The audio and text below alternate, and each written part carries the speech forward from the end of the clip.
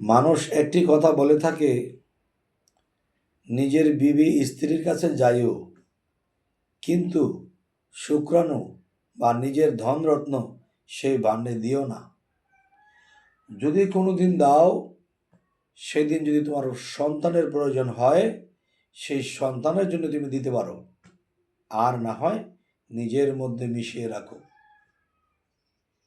আমি বলবো, এই কথা যারা বলে তারা বন্ডের বাচ্চা, বন্ড। কেন জানেন? আকাশ থেকে যখন বৃষ্টিটা ছেড়ে দেবে, বাতাস হচ্ছে আকাশে, সেই বাতাসের মধ্যে বৃষ্টিটা ঘুরছে, মাটিতে পড়ছে না। কিন্তু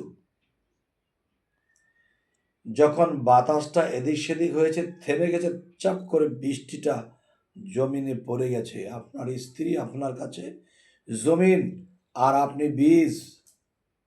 সেই বীজটা কিন্তু আপনার শ্বাস প্রশ্বাসের মাধ্যমে বীজটাকে উপরে ধরে রাখতে হবে। তাহলে যদি এটা ধরে রাখতে হয়, এটার কৌশল জানতে হবে। এবং আমি পেট ভরে 3 বেলা খাবো, রসালো বানিয়েছে শরীরকে, এই রস তো পড়বেই। তাহলে শুটকি হয়ে যান, জাল থাকবে তো রস থাকবে না, পড়বে না। আর 3 বেলা খাবেন, আবার এই ঘটনা ঘটাবেন, যন্ত্রণায় মরবেন, না আল্লাহর পথে আল্লাহকে পাওয়ার সাধনা করতে পারবেন, না নিজে শান্তি পাবেন, কিছুই পাবেন না। কথা যদি ভুল হয়, অবশ্যই কমেন্ট করবেন। ভালো থাকবেন।